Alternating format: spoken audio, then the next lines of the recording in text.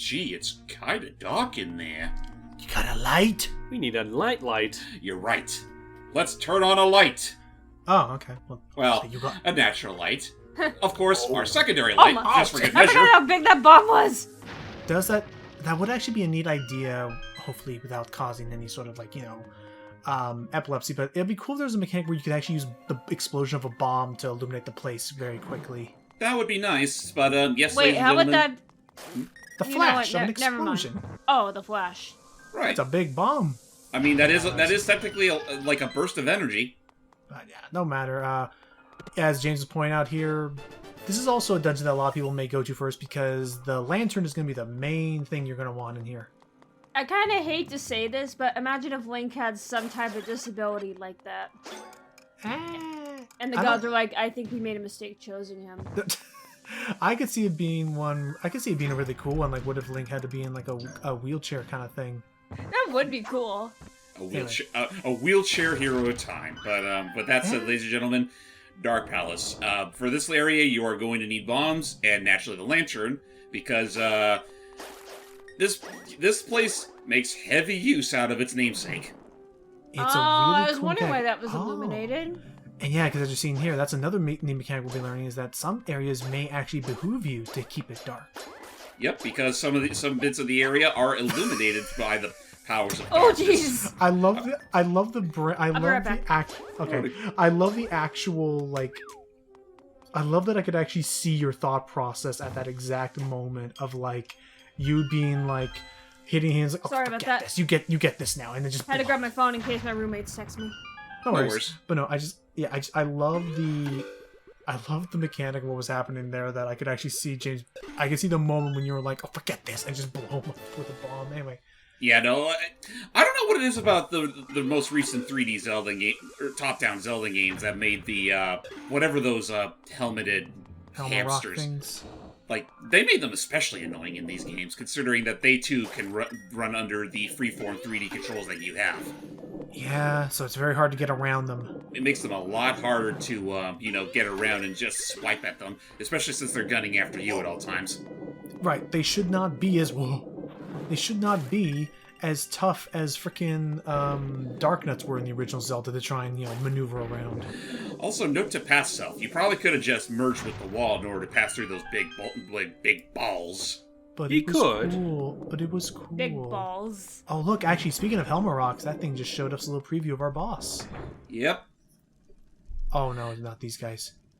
Yes, these guys, these are the, I'm trying to remember the name of that typical Zelda enemy, the boomerang-wielding ones, the Garayas.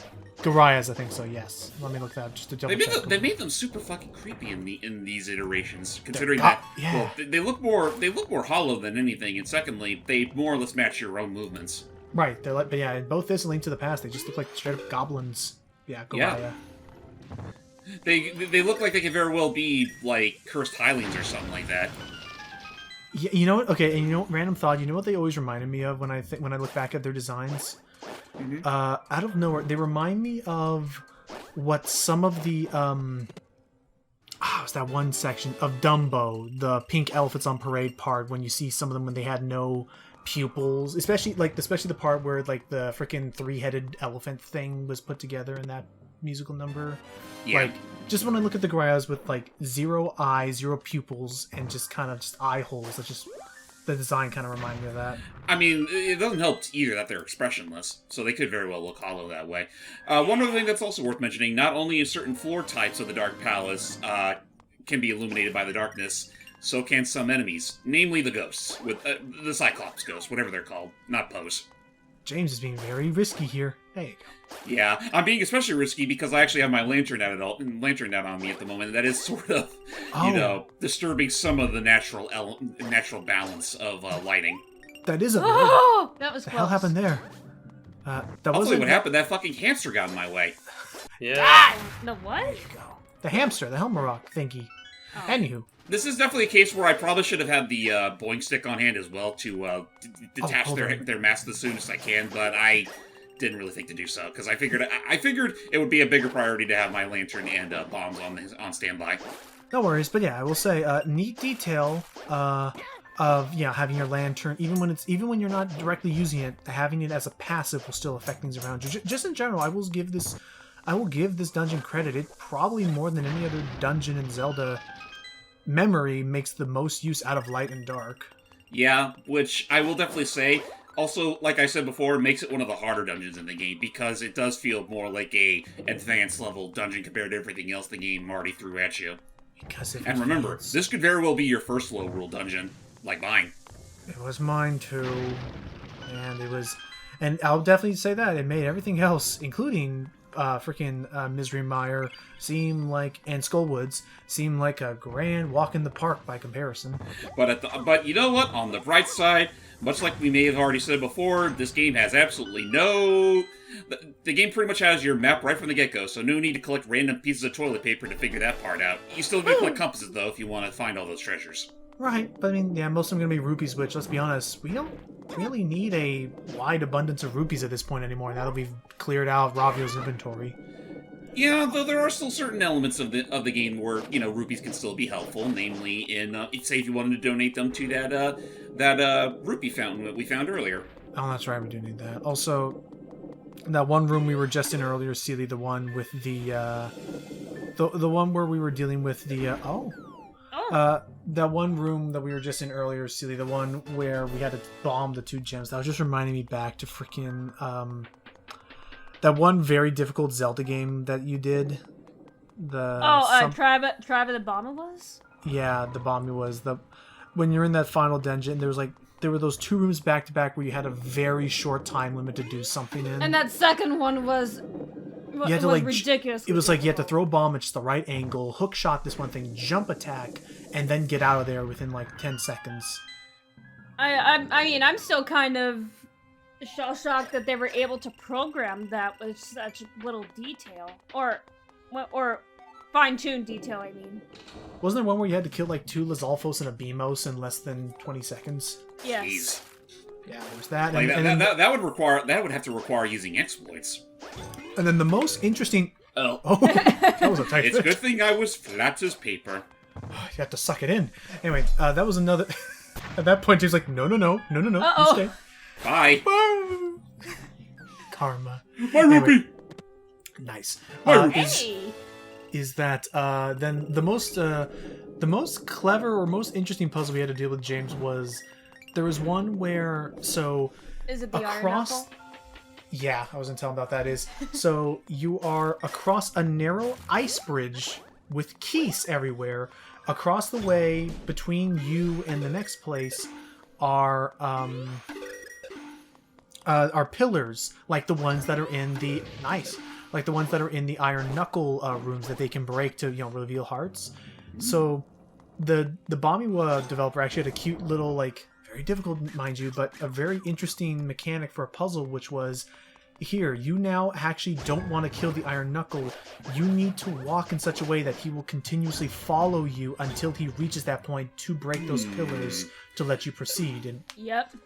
Oh yeah, pay close attention to that bit on the map where it looks like that one treasure chest is literally sandwiched between all those walls. And if that wasn't enough, after that dungeon, Jabu Jabu's boss. Nice. Oh, hang on, what we get? Our last master ore.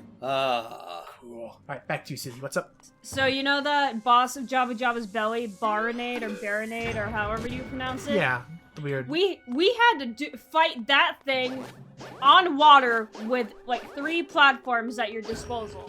Yeah, it was very tight corners. I think still with only like 3 or 4 hearts to our name. Yep. Oops. So I will say, going back to the dungeon real quick, this is probably the one part of the dungeon that kind of threw me in for a loop, because what you're expected to do now is that down at the basement floor, the way to the boss is locked behind the light. Yes. Or locked behind darkness, rather, which you need to open up. You need to break open some windows, so I need to let that light in. Yep. So we'll go this way and see if we can access the top floors. We can bomb and open these up, because... And if you forgot to bring bombs along the way, well, how did you even get this far in the first place? Yeah, I smashed them through with my head. But I don't want to use my head! Kaboom.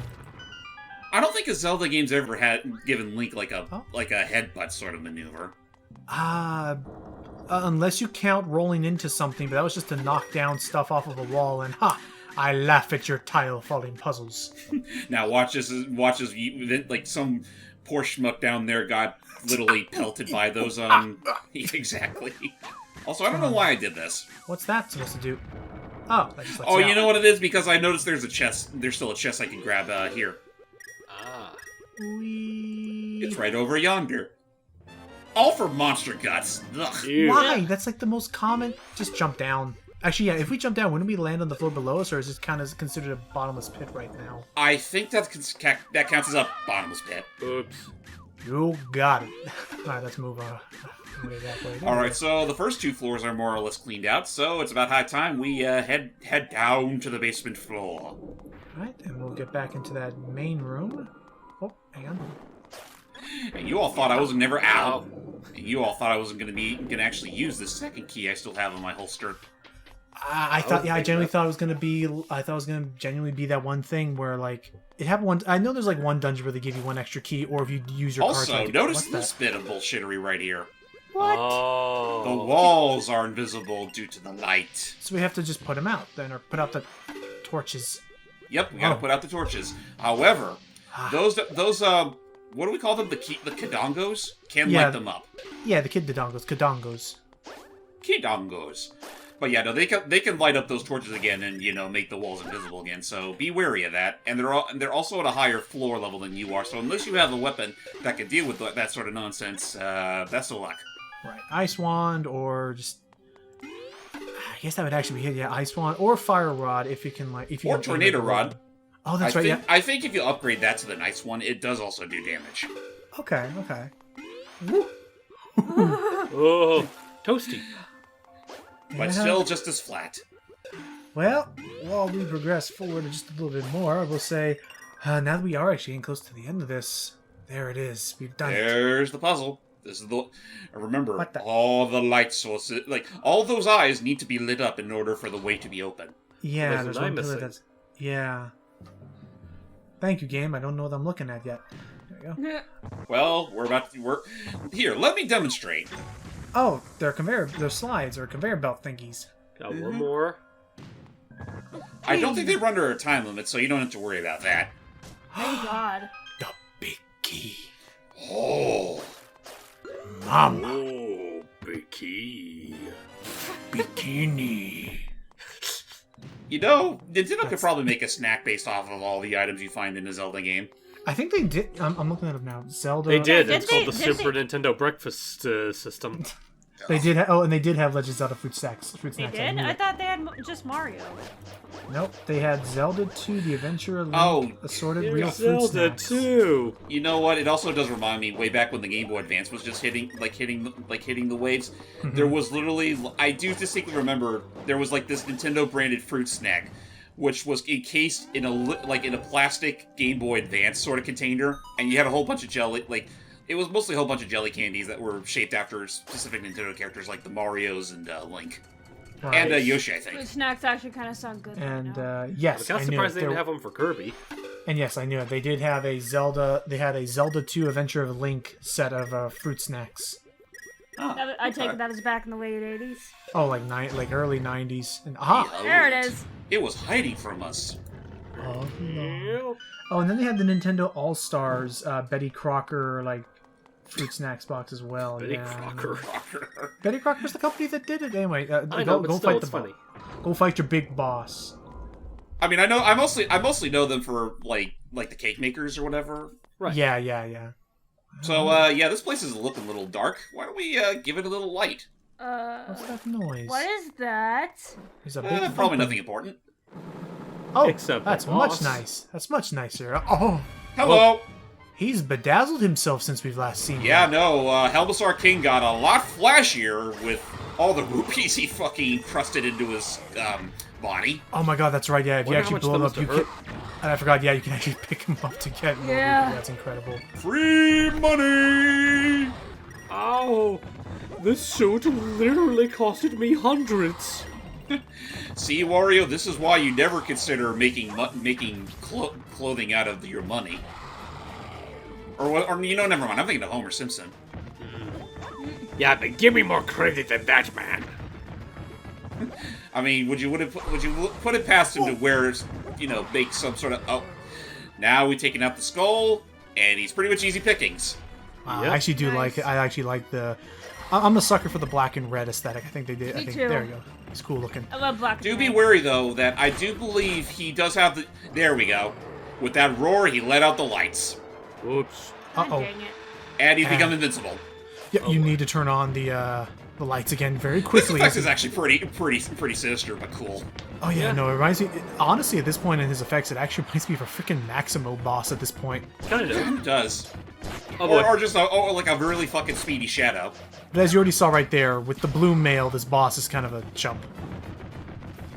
Like there, like he Oh, just boy. charged with his strongest attack and took half a heart. Oh my gosh. It's easier to manage at the very least, which again, I didn't have that luxury starting off, so Agreed. I think I was still able to beat him on my first try, but yeah. Yay! Yay! He like the jewels studded on his body. He really made himself known with that last roar. All that glitters was not. Not gold. Golly! I almost forgot about you. You forgot about me? Oh, he's a sage. Are you surprised? Okay, let's talk to the. I mean, Nod. I think we did see his portrait when Yugo was making his random Ganon chant. Fair. All right, let's talk to the not Saria. You're not sorry. It's not I mean, Saria. It's more like Fado from Wind Waker. He's just a kid. Hey, is that really you, Linguine? Where am I? Where's my mama and papa? Not here. Did you fall for it? I'm not scared. Why would I be? I'm a 7 sage. I don't think that's what they're he's called. Did I say that right? Whatever it is, though, it sounds like a big deal. I'm a sage and my name is Sage, so it works. Since you saved all the 7 sages, we can finally give you that try The something. Triumph Forks. Triumph Triumph Force. Forks. That's The it. Triumph Sounds Forks. better. Forks. Sounds better than a big breakfast for getting you nice and strong, Linguine. I would like that, actually. I haven't eaten in days. Here we go. All I've had to eat are potions and fairies. Give me bacon pancakes. Oh yeah, no, this is it. There it is. Yep. I mean, go figure. They were holding on to that one little piece of triangle that Link tends to have on his adventures. All together now, everybody. I love how the Zora Queen has the same pose as Ruto. I mean, she is a Zora. Maybe it's just a standard chant for them or something like that, Yeah. or a stance for that. There you go. Bam. Behold, the Triforce of Courage. That is the weirdest biscuit I've ever seen, but I'll take it. I was going a different direction. I was like, there it is, the Triforce of Courage. And it's just like, oh, Muriel. Muriel. Muriel. Courage. There it is. It clicked. Also, we'll say kind of poor timing, but rest in Yeah. peace, Muriel. Yeah, Oh, I Thea know. White. Well, it's been a couple weeks. We should, it's time to talk about that a bit. And You have my undying gratitude, young hero. You are truly among the very best of your people. Thanks, Orin. Now there is more for you to do if I am to get back to my people. The Zoras are surely worried. Whoopee! Ah, yeah. Oh my god, they probably would too. And then there's him, Rosso. You're looking more and more like a hero every step of the way. I couldn't be prouder of you, kid. Aw, thanks. Aw. Now get on, get. And then there's Impa. Could you please ask Orin to swap places with me? I don't feel discomforted being this far up off the ground. Save Princess and save her. I want the first And floor. then there's Irene. Alright, Linguine. Time to do your Harley Quinn again. Come back safely, okay? Yay. And then there's this guy. Big nose. Well done. Given all that you've accomplished, it's obvious why fate chose you to be our hero. I'll miss you too. Oh. Honestly, as a sage, I should have seen the greatness within you the very first time we met. Oh, I'll miss you too. You're Big totally not hiding Nose. over the fact you're jealous, right? Are you? Just a smidge. You are Hyrule's greatest hero, so I beg the gods to favor you, Linguine. Alrighty. And then there's our little bro friend. Wow, I just can't believe it, Linguine. I know, right? We've come so far. You saved every 7th sage. My papa can't call you lazy anymore. Dan tootin'. But I bet he will anyway. Wow. I mean, granted, you should have seen the look on his face when we got him everything he needed to tamper with the Master Sword, but that's a tale for another time, because we got the Triforce of Courage. Woohoo! Hooray! So that's it. Unfortunately, the game's not over. Oh, of course not. Like, we're only just getting to the last third of the game. Rats. You have claimed the power of the gods and... could you please come down here so you can talk face to face? Wait! Yep, what was that? Right there, you I can can't stop hear the you. return of David King! Young hero! You must take the... Pass it along! Now, Hero, you must take the battle, and by the time the telephone game comes up to you, it's like, now, Zero, you must take the bathtub of light to go fight the evil Ginin. This Yay! set piece is kind of fun, kind of cool. But, And I like that. I like how they used all the sages there. also, as you definitely may have noticed in some of the dialogue, unlike Ocarina of Time, at least it's more or less clear here that they're not going to be stuck there forever. Yeah, they're not consigned to their fates. They'll be able to come back. Just gotta stop ourselves an evil Yuga. Yep, we got to take care of one bad cookie who's currently making himself... He's causing a ruckus down at Lorule Castle, so we should probably take care of that. Post haste. As soon as we're done with some Maiamai cleanup. Till next time, everybody. Bye. My baby!